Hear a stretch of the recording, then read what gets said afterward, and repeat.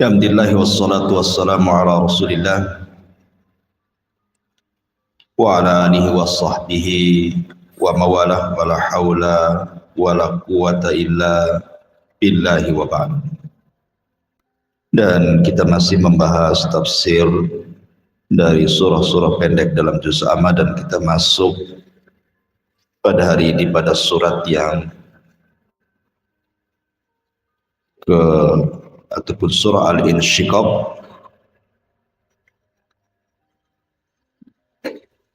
Surah Al-Insyiqaq ini secara tertib Al-Quran dia masuk pada surat ke-84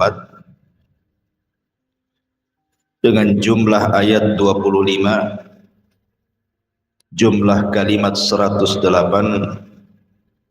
jumlah huruf 436, dan surah Al-Insyiqaq ini termasuk surah dari surah-surah Makkiyah,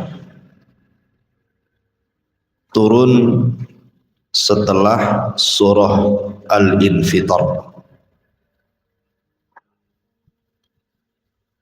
Ma'asyiral muslimat yang dimuliakan Allah Subhanahu wa taala, surat ini berbicara tentang beberapa perkara. Di antaranya adalah permulaan surat ini bicara tentang kejadian kiamat besar. Kemudian juga bicara soal catatan-catatan amal, bagaimana akan disebar pada hari kiamat, dan begitu seterusnya. Tapi karena surat ini cukup panjang, kemungkinan pembahasan kepada surah Al-Insyiqaq ini tidak bisa diselesaikan dalam satu pertemuan, karena juga membutuhkan waktu yang panjang. Maka mungkin kita akan bagi dalam beberapa pertemuan. Baik. A'udzubillahi minasyaitonir rajim. Bismillahirrahmanirrahim. Idzas samaa'u syaqqat. Apabila langit terbelah. Wa adzinat li rabbiha wa huqqat. Dan juga langit yang patuh kepada Tuhannya, dan sudah semestinya langit itu patuh. Wa idzal ardu muddat. Dan apabila bumi diratakan. Wa alqat ma fiha wa takhallat. Dan memuntahkan apa yang ada di dalamnya sehingga menjadi kosong.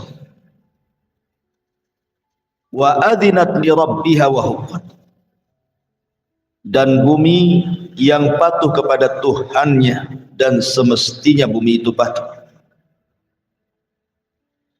Ya ayyuhal insanu innaka kadihun ila rabbika kadhan famulaki. Wahai manusia, sesungguhnya kamu telah bekerja keras menuju Tuhanmu, maka kamu akan berjumpa dengannya. Fa amma man utiya kitabahu biyamini. Maka adapun orang-orang yang catatannya diberikan dari sebelah kanannya, fa saufa yuhasabu hisaban yasira. Maka dia akan diperiksa dengan pemeriksaan yang mudah.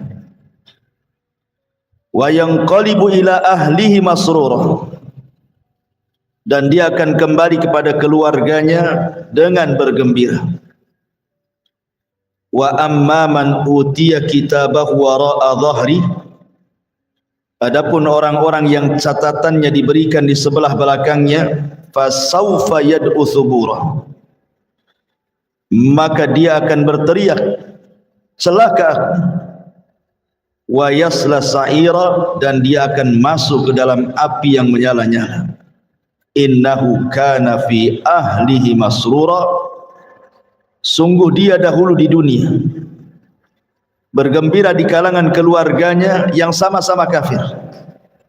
Innahu dhanna an la yahud, sesungguhnya dia mengira bahwa dia tidak akan kembali kepada Tuhannya. Bala inna rabbahu kana bihi basira, tidak demikian, sesungguhnya Tuhannya selalu memperhatikannya. Baik.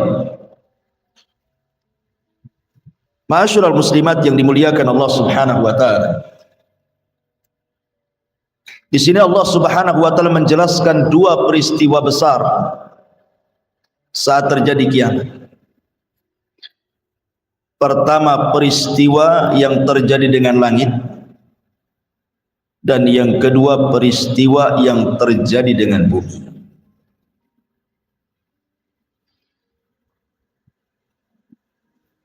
Allah Subhanahu wa taala di sini mengatakan apabila langit terbelah.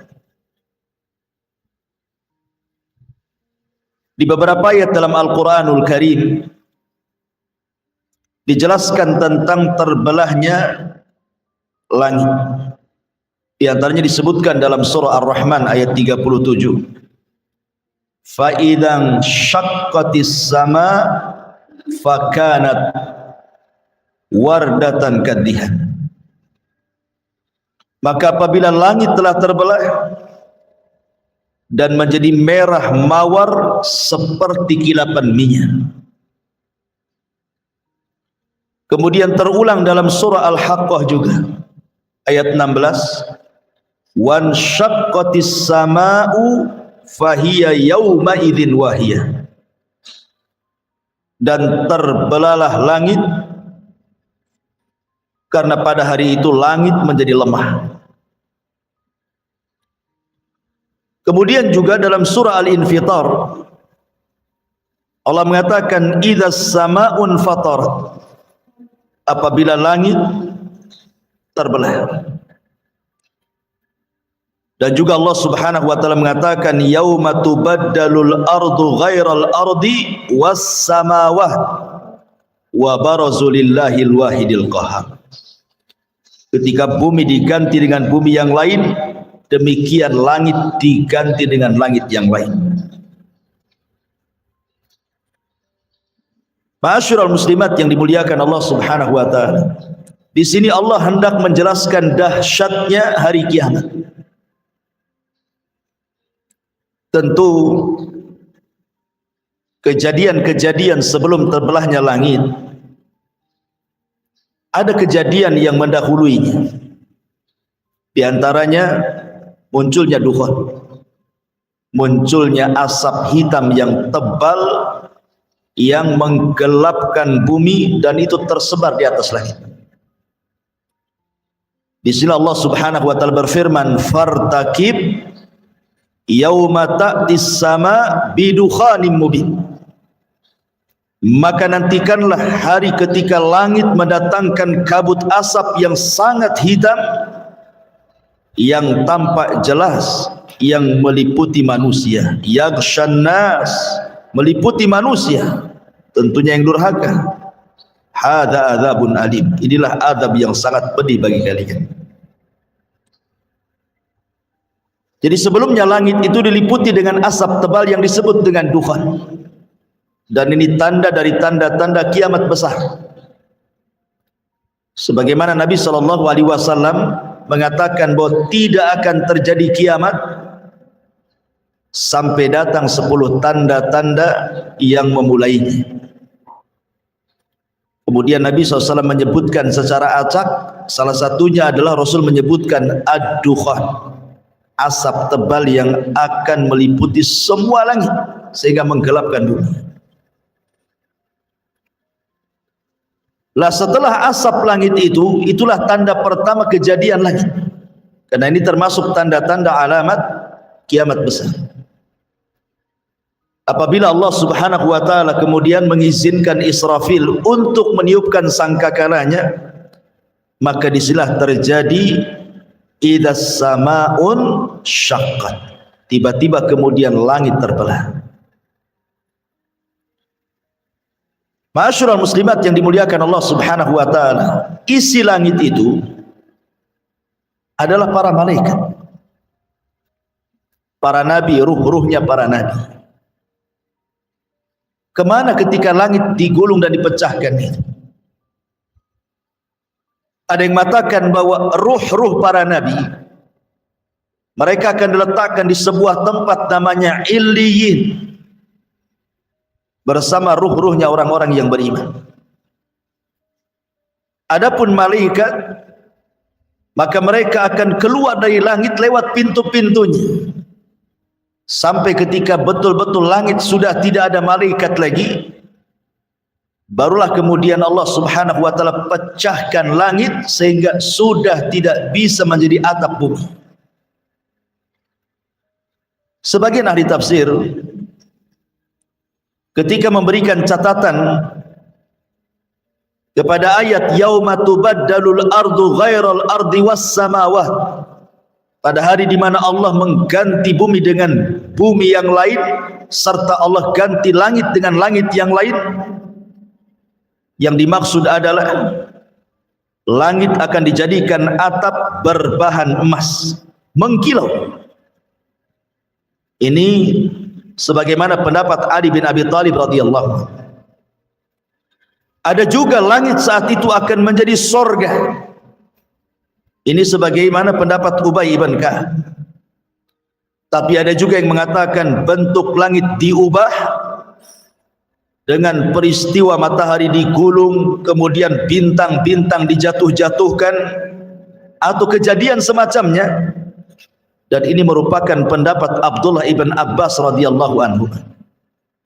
Tapi ada juga yang mengatakan bentuk perubahannya adalah langit ini akan berubah-ubah. Terkadang menjadi seperti luluhan perak atau seperti kilapan minyak. Dan ini seperti pendapat Al-Imam Ibnu Abdil Al-Ambari rahimahullahu ta'ala. Dan ada juga yang mengatakan bentuk langit diubah, artinya langit itu akan dilipat sebagaimana orang melipat kertas, sebagaimana Allah mengatakan yauma natwis sama, pada hari kami lipat langit seperti melipat kertas. Ada juga yang mengatakan langit akan terbelah sehingga tidak bisa menjadi atap bumi lagi. Inilah yang disebut idzas samaun syaqqat, langit terbelah dan tidak akan menjadi atap bagi bumi lagi. Langit yang kita lihat sekarang kan menjadi atap bagi kita, bagi atap orang-orang yang hidup di bumi. Sebagaimana Allah Subhanahu wa taala mengatakan,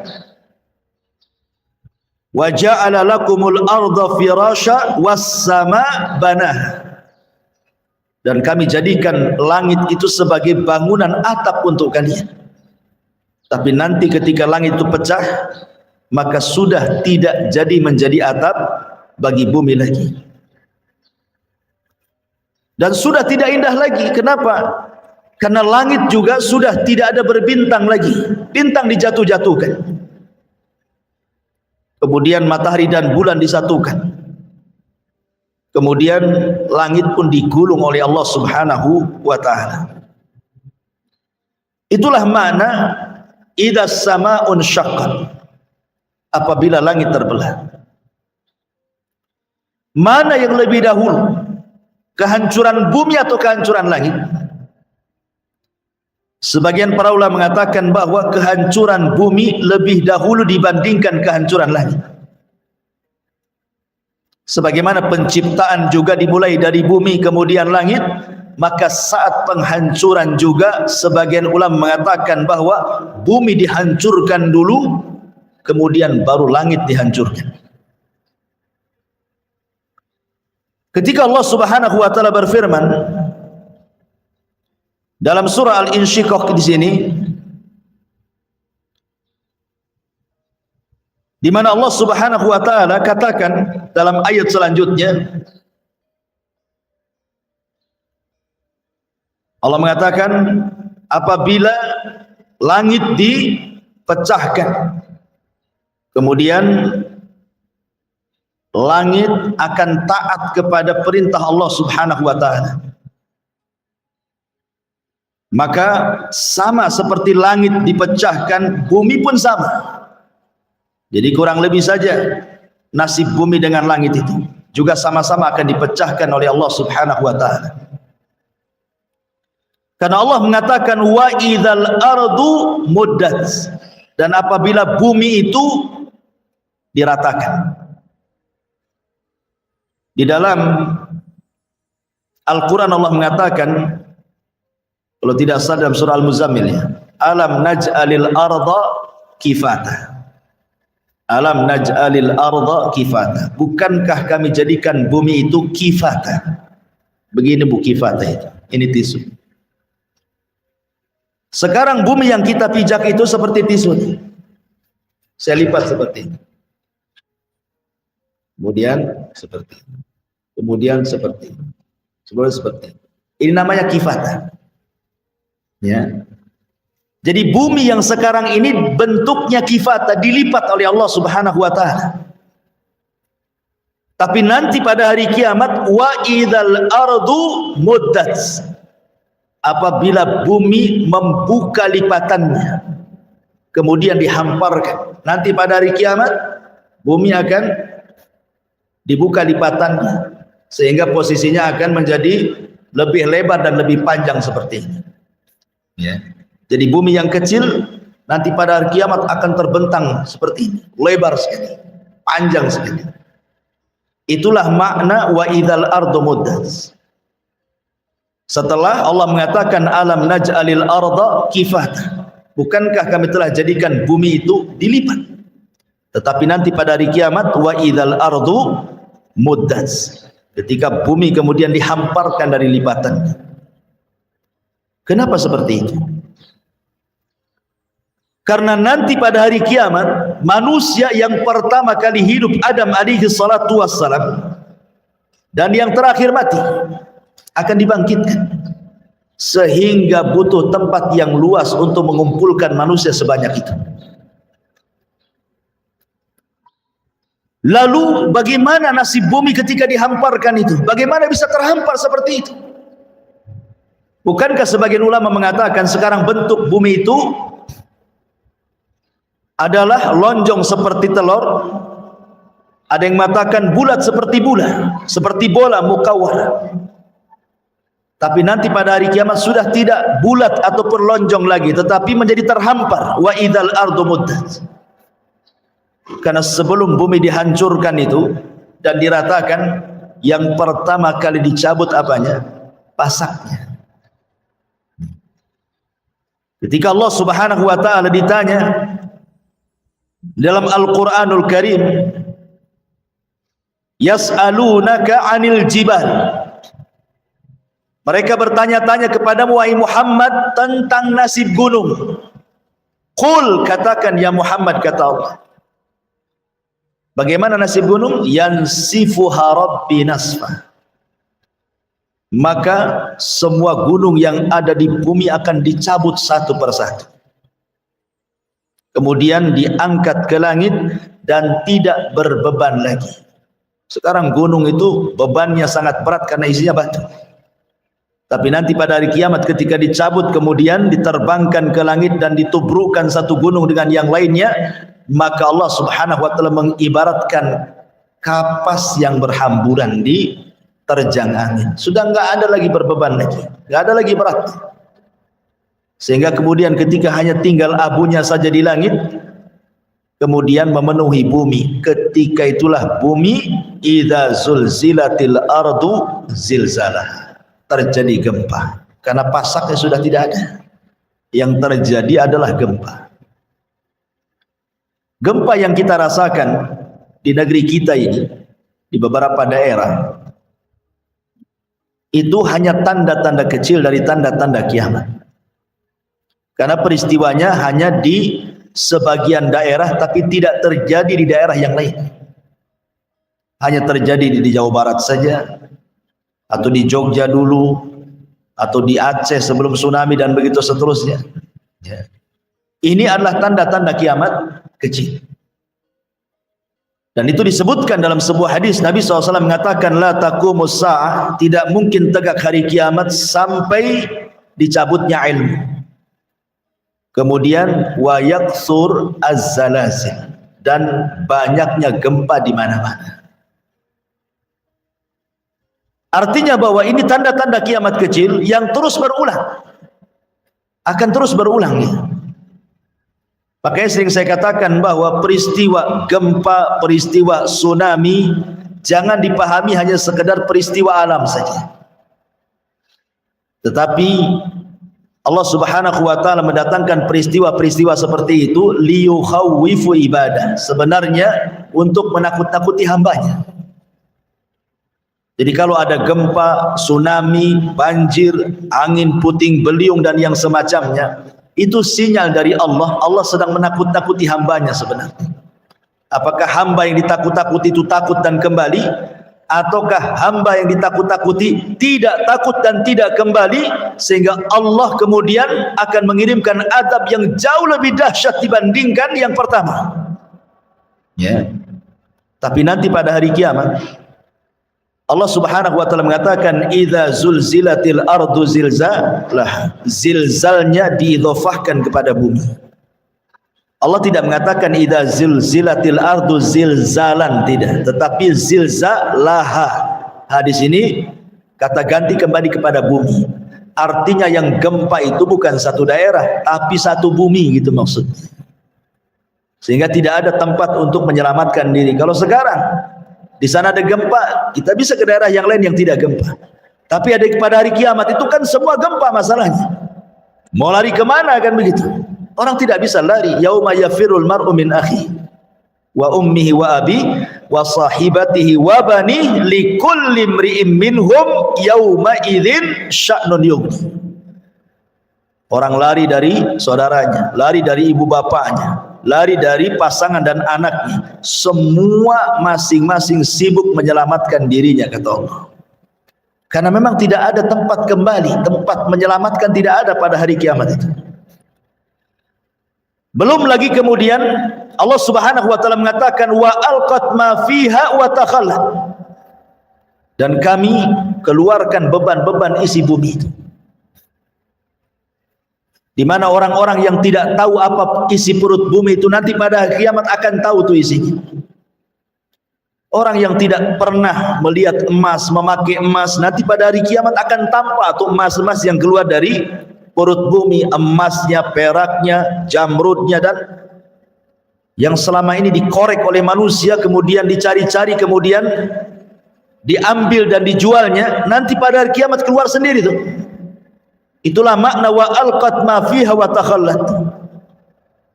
Makanya ketika Nabi SAW bercerita tentang Dajjal, apa kata Dajjal? Wahai bumi, ukhruji kunuzak. Wahai bumi, keluarkan pembendaharaan dari perutmu. Maka dari bumi terbelah keluarlah emasnya, peraknya, jamrudnya, apapun yang dikehendaki manusia. Dajjal kabulkan dengan izin Allah Subhanahu wa taala untuk memfitnah manusia. Tapi nanti pada hari kiamat, ketika manusia melihat emas perak yang keluar dari perut bumi, mereka hanya bisa memandang tapi tidak mau mengambilnya. Untuk apa mau diambil? Toh itu hari terakhir kehidupan alam semesta, nggak ada gunanya ya. Kalau sekarang iyalah nengok emas, pengen beli, pengen punya gitu ya. Tapi pada hari kiamat ini emas di mana-mana itu, nggak tertarik ibu melihatnya aja, nggak tertarik. Buat apa juga memilikinya kalau habis itu kemudian dihancurkan alam semesta, kan nggak ada gunanya juga gitu. Makanya kemudian Allah mengatakan wa alqat ma fiha wa takhallat. Terjadilah kehancuran bumi sehingga bumi menjadi rata serata-ratanya. Dari sini Allah Subhanahu wa taala ketika menjelaskan yauma tubaddalul ard ghairal ardi, pada hari di mana bumi diganti dengan bumi yang lainnya, terjadi silang pendapat. Maksudnya bumi yang kita pijak diganti dengan bumi yang lainnya itu apa maksudnya? Ulama tafsir mengatakan, ada yang mengatakan bahwa setelah kehancuran bumi ini, Allah akan ganti dengan tanah yang lain berwarna putih seperti perak, tidak ada satupun orang yang berbuat maksiat di atasnya.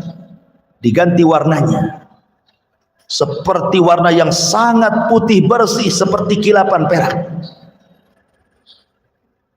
Karena tidak ada orang yang berbuat maksiat satupun di permukaan.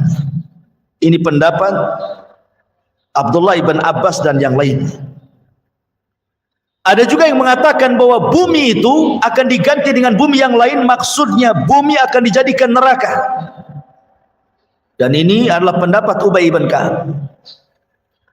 Ada juga yang mengatakan bumi ini akan diganti dengan bumi dari bahan perak. Dan ini adalah pendapat Anas ibn Malik radhiyallahu anhu.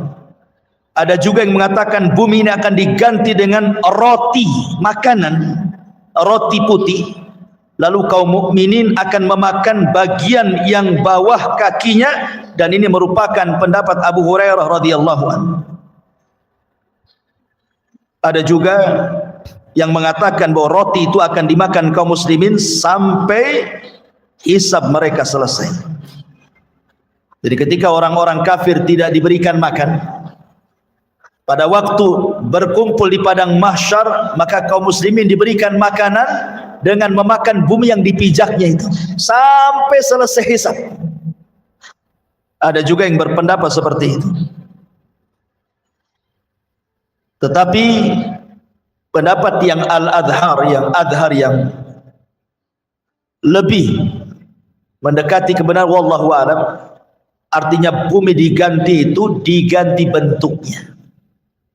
Yang tadinya bulat menjadi terhampar, yang tadinya terlipat dibuka lipatannya, dan warnanya sangat putih bersih karena tidak ada orang yang berbuat dosa di situ.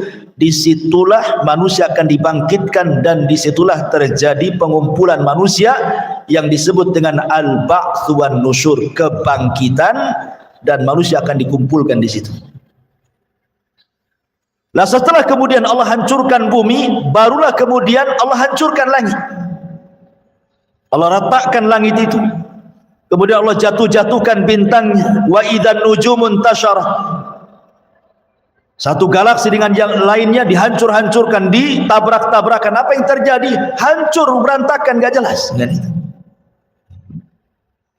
Baru kemudian Allah gulung langit itu. Yang tidak dijatuhkan itu cuma dua. Apa itu? Matahari dan bulan. Tetapi Allah akan gabungkan matahari dan bulan itu sebagaimana Allah mengatakan wa jumi'asy syamsu wal qamar. Pada hari ketika kami gabungkan matahari dan bulan, dan kelak matahari dan bulan yang digabungkan itu akan diletakkan 1 mil di atas kepala manusia di padang mahsyar, gitu ya. Idza samaun syaqqat. Apabila langit dibelah. Wa adinat li rabbiha wa huqqat. Dan apabila langit patuh kepada Tuhannya, dan sudah semestinya langit itu patuh. Subhanallah. Allah Subhanahu wa taala mengatakan, "A antum asyaddu khalqan amis sama' banaha," kata Allah.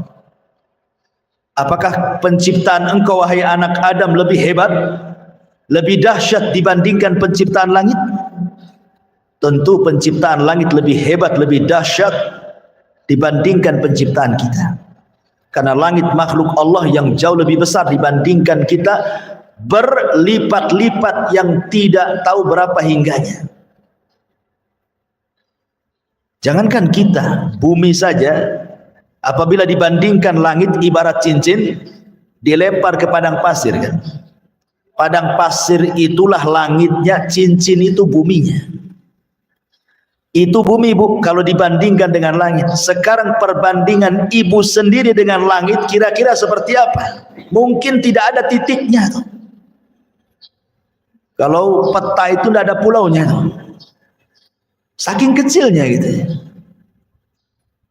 Lah langit saja makhluk Allah Subhanahu wa taala yang amat dan teramat sangat besar, melebihi besarnya bumi yang kita pijak. Bagaimana Allah Subhanahu wa taala menjelaskan ketaatan langit dan bumi di hadapan Allah Subhanahu wa taala. Perhatikan dalam Al-Qur'an, "Tsummastawa ilas sama wa hiya dukhan faqala laha walil ardi tiyana tau'an au karhan qalata ataina ta'in." Kemudian dia menuju ke langit dan langit itu masih berupa asap. Lalu Allah Subhanahu wa taala berfirman kepada langit dan bumi, "Datanglah kalian berdua menurut perintahku, suka atau tidak suka." Maka langit dan bumi mengatakan, "Kami datang kepadamu ya Rabb dengan penuh kepatuhan." Kalau langit saja makhluk yang sangat besar, bumi makhluk yang sangat besar yang di dalamnya ada lautan dan gunung dan yang lainnya, apabila Allah memerintahkan kepada kedua makhluk ini, dua-duanya taat. Kata Allah, "Pecahlah kau langit, langit akan pecah. Gempalah kau bumi, bumi akan gempa." Kalau langit dan bumi saja patuh dengan perintah Allah Subhanahu wa taala, bahkan alam semesta patuh kepada Allah Subhanahu wa taala, rupanya ada makhluk yang ketika diperintahkan tidak pernah patuh dengan Allah. Siapa dia? Manusia dan jin. Manusia dan jin apabila diperintahkan Allah Subhanahu wa taala, sebagian mereka tidak patuh. Padahal penciptaan manusia tidak lebih hebat dibandingkan penciptaan langit. Harusnya ketika Allah memerintahkan manusia itu harus lebih patuh dibandingkan langit dan bumi, kan? Tapi lihat bagaimana degilnya manusia. Diperintahkan oleh Allah Azza wa Jalla untuk mengucapkan kalimat la ilaha illallah, malah mengkufurinya. Diperintahkan oleh Allah untuk membaca Al-Quran, malah ditutupnya Al-Quran itu. Diperintahkan oleh Allah untuk solat, malah tidak mau melangkahkan kakinya untuk melaksanakan solat, dan begitu seterusnya. Antum asyaddu khalqan amis sama banaha, kata Allah. Apakah penciptaan kamu lebih hebat dibandingkan langit, kata Allah, sehingga tidak patuh? Jangan seperti itu. Makanya di sini Allah mengatakan, idas sama'un syaqqat wa adzinat li rabbiha wa huqqat. Lihat makhluk sebesar langit taat dengan Allah Subhanahu wa taala. Suruh hancur-hancur, suruh belah-belah. Begitu juga bumi. Wa huqqat wa idzal ardu muddat wa alqat ma fiha wa takhallat wa adzinat li rabbiha wa huqqat. Bumi pun luar biasa taatnya dengan Allah, dan sudah selayaknya bumi taat dengan Allah Subhanahu wa taala. Di zaman Nabi Musa alaihi salatu wassalam, datang Qarun hendak memfitnah Nabi Musa dengan membayar seorang pelacur dan mengatakan, "Wahai wanita pelacur, saya akan berikan keinginanmu, sebut saja upahmu berapa, tapi syaratnya katakan engkau sudah berzina dengan Musa di depan manusia." Akhirnya kemudian Qarun mengumpulkan manusia, membuat makar kepada Nabi Musa. Ketika manusia Bani Israel sudah kumpul tuh, Musa hadir di situ, Qarun hadir di situ, wanita pelacur juga hadir di situ. Kemudian Qarun mengisyaratkan kepada wanita itu untuk bicara bahwa dia sudah berzina dengan Nabi Musa. Bagaimana Qarun hendak mempermalukan Nabi Musa, membunuh karakternya di hadapan Bani Israel. Masa seorang Nabi berzinah dengan wanita pelacur, kan gitu? Mana marwahnya? Tapi wanita pelacur ini tidak tega untuk mengatakan seperti itu. Terkadang dia menatap wajahnya Nabi Musa, terkadang dia menatap wajahnya Qarun. Tiba-tiba dia berteriak, "Sesungguhnya Qarun sudah memerintahkan aku dan membayar aku untuk mengatakan aku berzina dengan Nabi Musa," katanya. Marah Qarun. Tidak sesuai dengan rencananya. Rupanya wanita ini tidak mau menyakiti Nabi, malah mengatakan sebaliknya. Qarun memerintahkan aku untuk mengatakan aku berzina dengan Nabi Musa, padahal aku tidak berzina dengan dia. Maka Musa emosilah. Maka Musa kemudian berdoa kepada Allah, "Ya Rabb, Ya Rabb." Maka Allah mengatakan, "Ya Musa, perintahkan saja bumi itu. perintahkan bumi yang di bawah kakimu itu, maka dia akan taat kepadamu sesuai dengan perintahku. Maka Musa mengatakan, ya ardh bli'i, wahai bumi, telanlah Qarun dan seluruh kekayaannya. Tiba-tiba bumi terbelah dan Qarun pun masuk di situ, kekayaannya masuk di situ, dan Allah katakan fa khasafna bihi wa bidarihil ardh. Kami tenggelamkan Qarun dan seluruh kekayaannya ke perut bumi. Ya. Bumi taat dengan perintah Allah. Kata Allah, ya Musa, perintahkan saja bumi itu, maka dia akan taat kepadamu karena aku yang perintahkan. Artinya bahwa bumi yang besar ini gitu ya, yang ada gunung di dalamnya, makhluk yang luar biasa di hadapan Allah, tetap taat dengan perintah Allah. Lah kita yang ada di atas buminya, kenapa tidak taat dengan perintah? Bumi yang kita pijak aja taat. Inilah yang kemudian menjadikan manusia itu zaluman jahulan. Sudah zalim, jahil lagi. Harusnya dia lebih taat dibandingkan bumi yang dipijaknya. Ini juga faedah dari kalimat wa adzinat li rabbiha wa huqqat. Dan bumi taat, dan sudah selayaknya bumi taat dengan perintah Allah Subhanahu wa taala. Ma'asyiral muslimat yang dimuliakan Allah Subhanahu wa taala. Inilah kondisi langit dan bumi pada hari kiamat. Kemudian Allah Subhanahu wa taala mengatakan ayat selanjutnya, wa adzinat li rabbiha wa huqqat ya ayyuhal insanu innaka kadihun ila rabbika kadhan famulaki. Wahai manusia, sesungguhnya kamu telah bekerja keras menuju Tuhanmu, maka kamu akan menemui Tuhan. Dunia ini bukan tempat istirahat. Dunia ini tempat bekerja, tempat beramal. Sebagaimana perkataan Ali radhiyallahu an, al-yaum yaumul amal wa ghadan yaumul hisab. Hari ini, kata Ali, adalah hari kita saatnya beramal soleh. Karena besok pada hari kiamat, itulah hari kita akan dihisab di hadapan Allah. Makanya sering saya nasihati, Bu, ya, bagaimana Hasan Al-Basri rahimahullahu ta'ala menasihati kepada kita bahwa kita hidup ini cuma 3 hari. Kita hidup ini cuma 3 hari.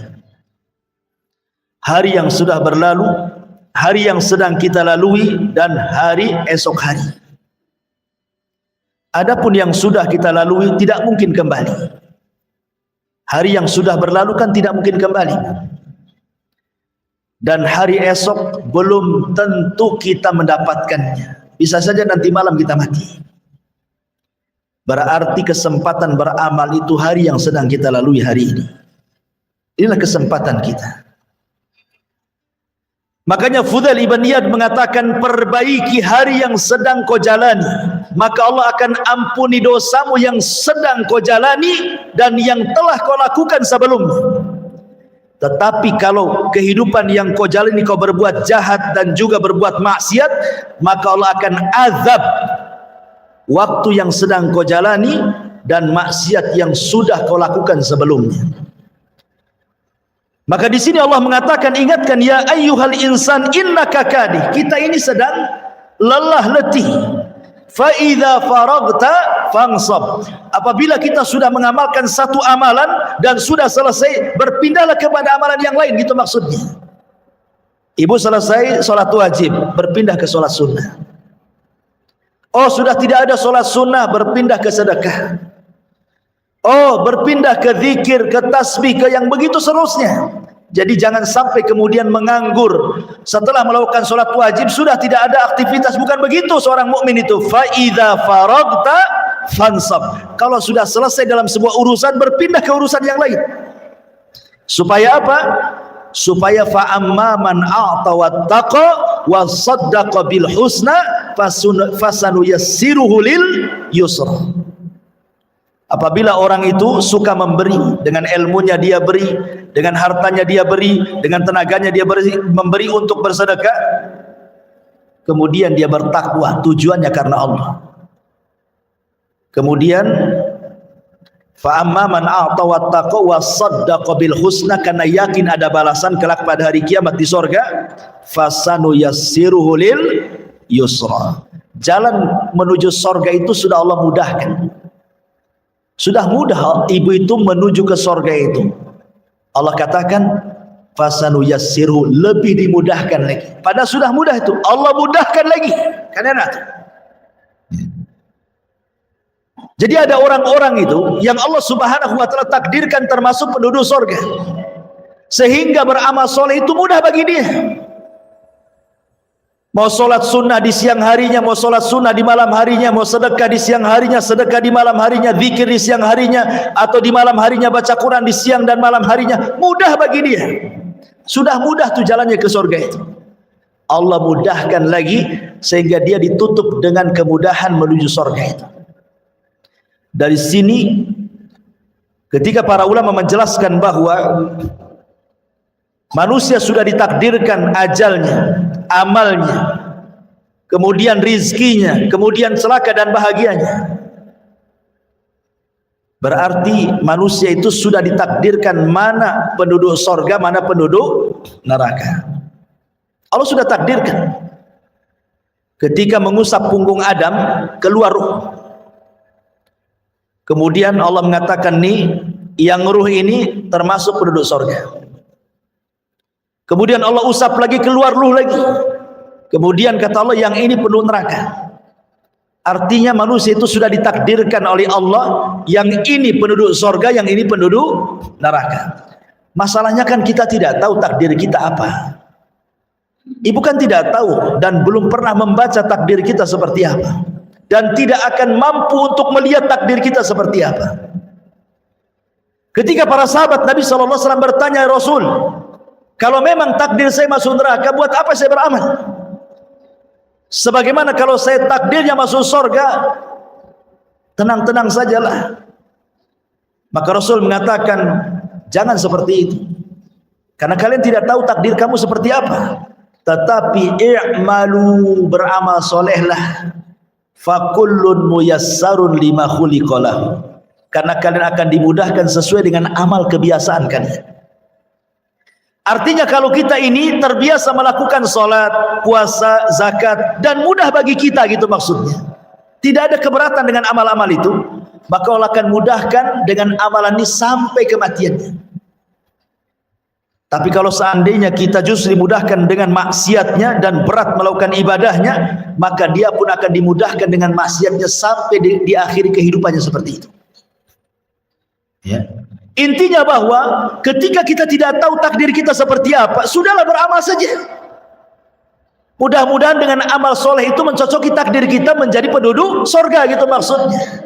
Kalau saya analogikan seperti ini, Bu, ada dua jalan menuju pesantren Jabal Uhud.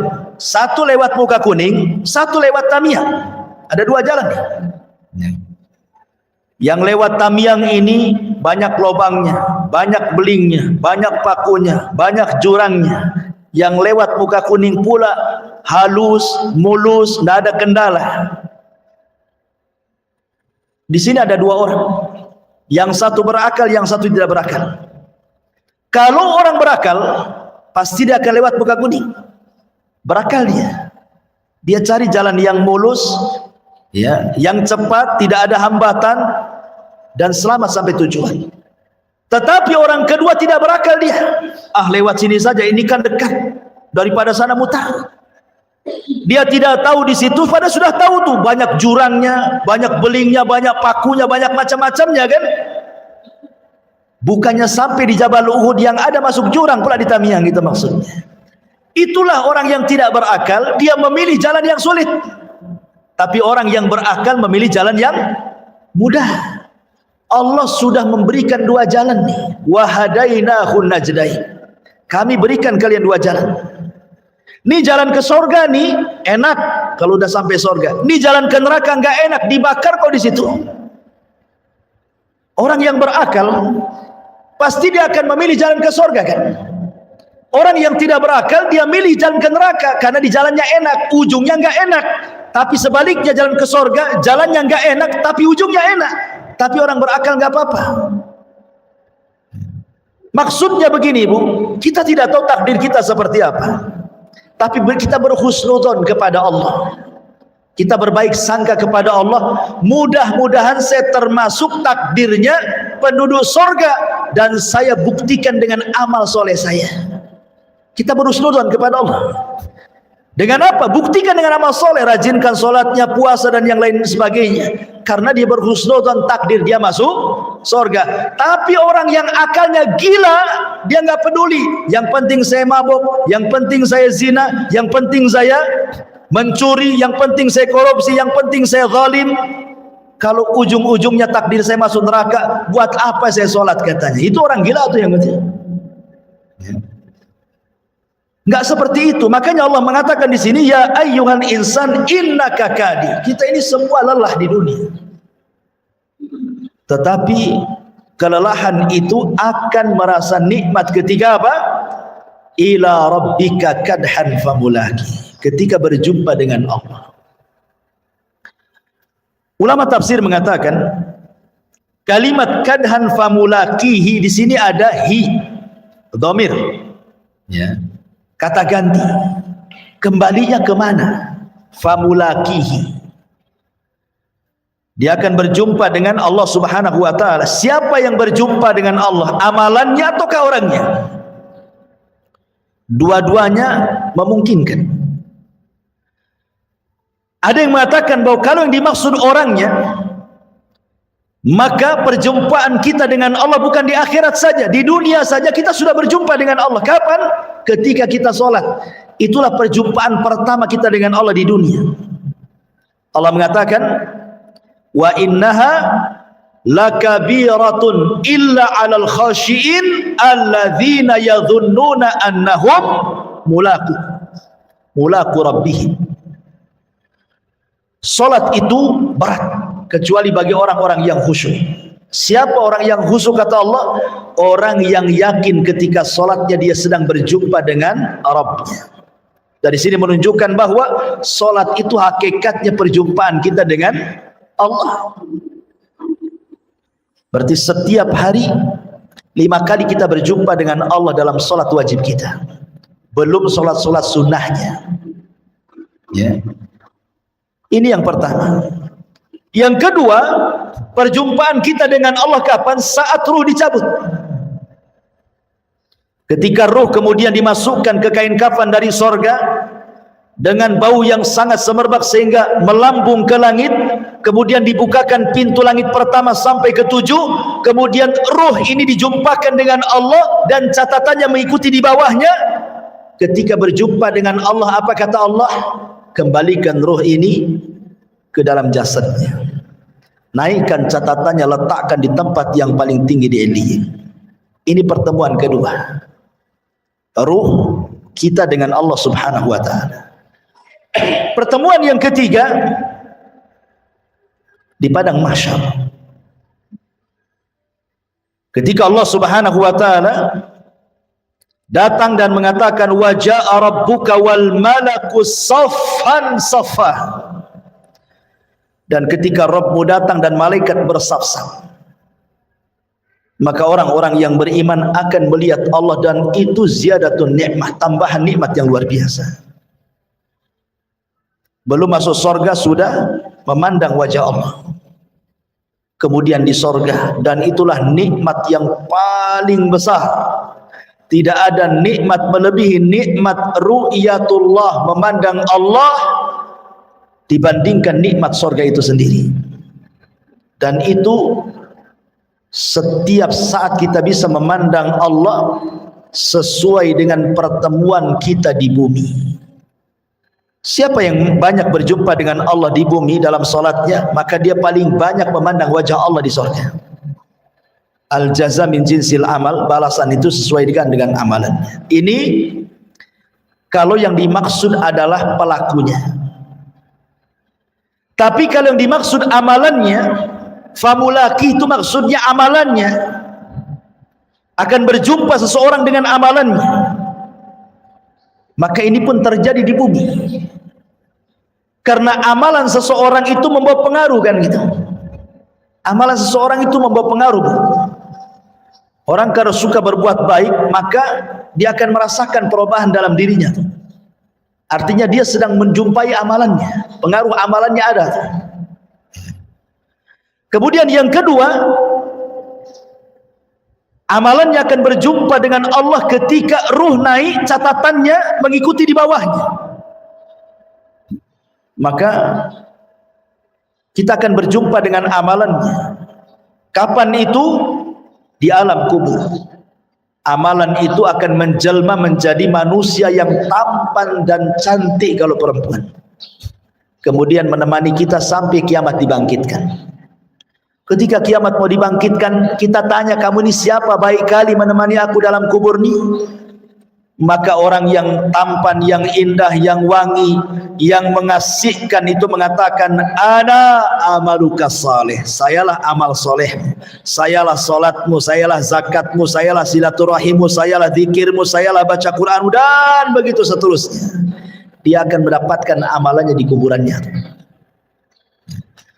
Kemudian kelak pada hari kiamat, ketika catatan-catatan amalnya kemudian disebar oleh Allah Azza wa Jalla, maka orang-orang yang beriman akan mendapatkan amalannya dengan cara mengambil dengan tangan kanannya. Dengan bangganya dia mengatakan, ha umuqra'u kitabiyah. Oh, lihat, baca catatanku, saking bangganya dia. Karena sudah tahu dia termasuk penduduk surga. Maka dia minta baca catatan saya, katanya. Saking bangganya. Dan tentu ketika orang masuk surga, betul-betul dia akan mendapatkan amalannya dengan ditentukannya derajat di mana kita ditinggalkan di surga itu.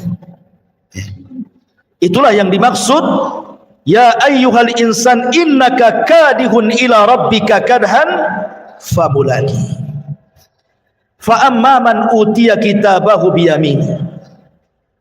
Adapun orang-orang yang catatannya diberikan dari sebelah kanannya, fasaufa yuhasabu hisaban yasira, maka dia akan diperiksa dengan pemeriksaan yang mudah, wa yanqalibu ila ahlihi masrura, dan dia akan kembali kepada keluarganya yang sama-sama beriman seraya bergembira, masing-masing bergembira masuk ke dalam surga. Wa amma man utiya kitabahu wara'a dhahri, adapun orang-orang yang catatannya diberikan dari sebelah belakangnya, fasaufa yad'u thubura, dia pun akan berteriak, celaka aku, celaka aku. Wa yasla sa'ira, dia pun akan dimasukkan ke dalam neraka, apinya yang menyala-nyala. Hisab di akhirat itu ada dua. Ada hisab yasir dan ada hisab asir. Ada hisabnya mudah dan ada hisabnya sulit. Tapi di sana juga ada orang-orang yang tidak akan mendapatkan hisab. Sebagaimana 70.000 orang yang masuk surga tanpa hisab. Jadi ada orang-orang yang tanpa hisab masuk surga direct begitu, langsung. Tanpa azab lagi. Tetapi kan tidak banyak. Kebanyakan mereka adalah umat yang dihisab. Lah hisab ada dua macam. Hisab mudah dan hisab sulit. Hisab mudah ini dalam bentuk pertanyaan tapi tidak berhajat kepada jawaban.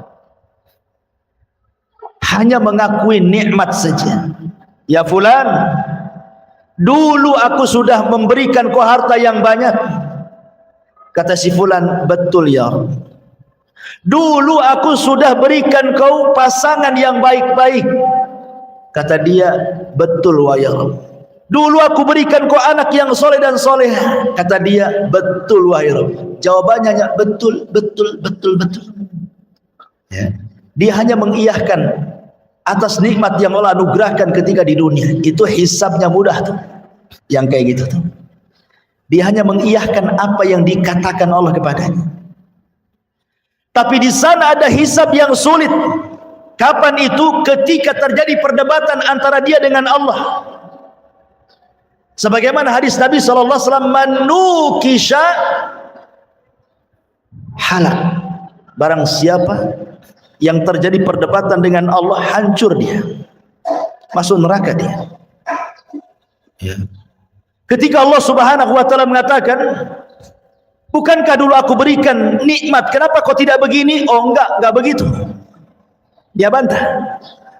Ya. Seperti Allah Subhanahu wa taala mengatakan kepada para orang-orang yang mati syahid, orang-orang yang ahli sedekah, orang-orang yang pakar Quran, diperlihatkan nikmatnya kepadanya. Kemudian Allah katakan, betul itu nikmatmu? Iya. Untuk apa? Sedang apa kau itu? Oh, saya sedang jihad untukmu. Kata Allah, kadzabta, dusta kamu. Oh iya Rabb, itu untukmu. Kadzabta, dusta engkau. Terjadi perdebatan. Ini kalau terjadi perdebatan saat hisab, halak, hancur dia. Ini disebut hisaban asir. Hisabnya sulit. Ya. Maka kita berdoa untuk diberikan hisab yang mudah. Nah, di sini Allah Subhanahu wa taala menjelaskan di antara rangkaian hisab itu adalah mengambil catatan. Setelah Allah Subhanahu wa taala menerbangkan catatan-catatan itu, maka manusia terbagi menjadi 3 kelompok. Ada yang mengambil catatannya dengan tangan kanannya, ada yang mengambil catatan dengan tangan kirinya, ada yang mengambil catatan dengan tangan kiri di balik punggungnya, wara'a dhahri, di balik punggungnya. Ya, karena manusia di dunia juga ada 3 kelompok, ada mukmin, ada kafir, ada munafik. Tentu akan berlainan cara mengambil catatannya. Mukmin tangan kanan, kafir tangan kiri, munafik tangan kiri di balik punggungnya. Karena orang munafik lebih jahat dibandingkan kafir, makanya dipersulit cara mengambilnya. Sudah dengan tangan kirinya di balik punggungnya lagi. Karena tidak ada azab yang paling rendah melebihi azabnya orang munafik di neraka. Tentu munafik i'tiqad di sini, munafik keyakinan. Lah orang-orang yang beriman apabila memandang catatannya, umpamanya dia pandang catatannya, ketika dia membaca catatan kebaikan, langsung bercahaya wajahnya. Dia baca lagi catatan kebaikan yang lain, makin bercahaya, makin bercahaya, makin bercahaya. Yauma tabyaddu wujuh wa taswaddu wujuh, kata Allah. Pada hari itu ada wajah-wajah yang putih dan berseri-seri. Wajahnya memutih, dan dia pun berseri-seri saking bahagianya.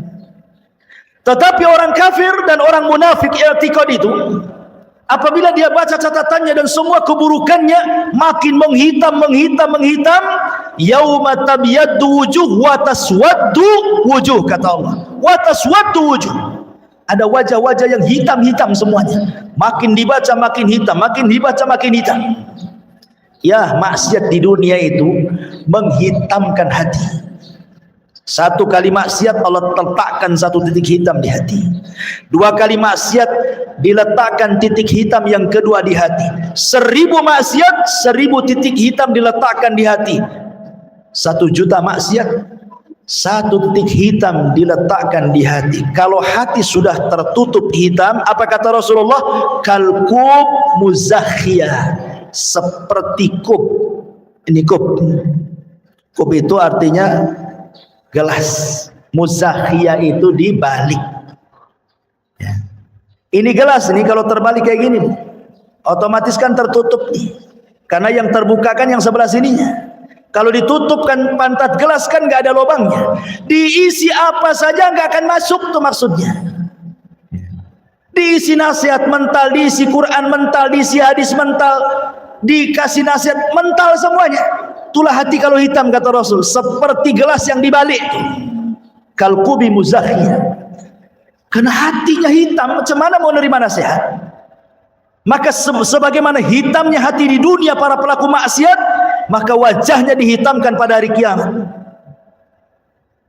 Tapi orang-orang yang beriman memutih badannya membesar sampai ketika fisiknya sama dengan Nabi Adam, 70 hasta, 60 hasta.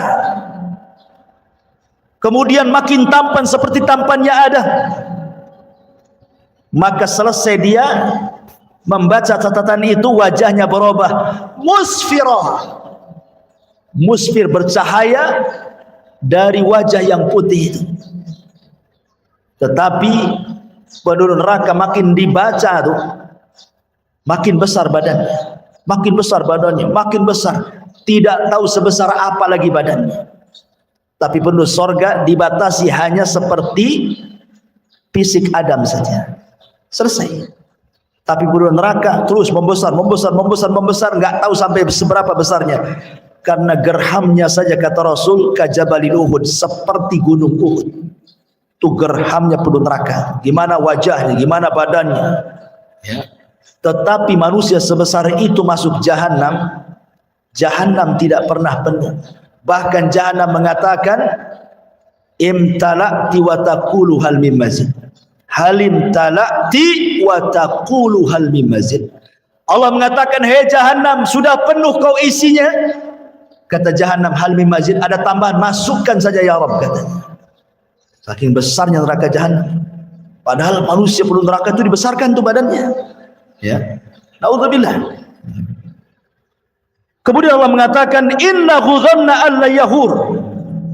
Sungguh dia mengira bahwa dia tidak akan kembali kepada Tuhannya. Orang-orang kafir atau para pendusta dan para pendosa itu di dunia, dia sangka dia tidak akan kembali kepada Allah.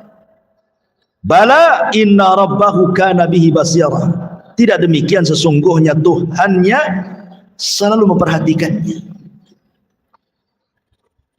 Jadi Allah ketika mengatakan innahu kana fi ahli masrur, orang yang ketika di dunia bersenang-senang dengan keluarganya, kerjanya hanya shopping saja, dunia saja, jalan ke sana kemari saja, tidak ada aktivitas ibadah untuk dia karena dia pikir tidak akan ada hisab. Rupanya pada hari kiamat semua akan terbalik semuanya. Makanya Aisyah radhiyallahu anha ketika bertanya kepada Rasul soal hadis, man ahabba liqa Allah ahabballahu liqa'ah wa man kariha liqa Allah karihallahu liqa'ah. Siapa yang cinta ingin berjumpa dengan Allah, Allah cinta berjumpa dengan dia. Siapa yang benci berjumpa dengan Allah, Allah pun benci berjumpa dengan dia. Apa maknanya? Dikatakan maknanya, orang yang ketika di dunia dia rela hidupnya tidak senang dengan keluarganya, hidupnya mungkin susah, fakir, miskin, tapi Allah takdirkan termasuk keluarga penduduk surga.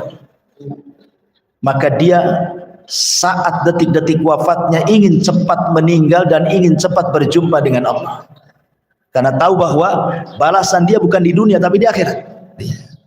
Tapi orang-orang yang menghabiskan kekayaan di dunia, dia bangun rumah megah, tanah mewah, rekening banyak, jalan ke sana kemari, ketika dia mati benci berjumpa dengan Allah. Kenapa? Karena dia tidak bisa jalan-jalan lagi, tidak bisa lagi pelesiran ke sana kemari. Dia harus meninggalkan tanahnya, meninggalkan rumahnya, meninggalkan pekerjaannya, meninggalkan ATM-nya, meninggalkan semua kenikmatan dunianya. Bencilah dia berjumpa dengan Allah, makanya sulit kematiannya. Ya. Dari sini Allah katakan, bala inna rabbahu kana bihi basira. Tidak demikian, sungguh Tuhannya selalu memperhatikan kita. Karena Allah memperhatikan kita, maka teruslah dalam perhatian Allah. Beramal soleh, karena tidak ada amalan sekecil apapun kecuali ada balasannya. Wallahu a'lam bishawab.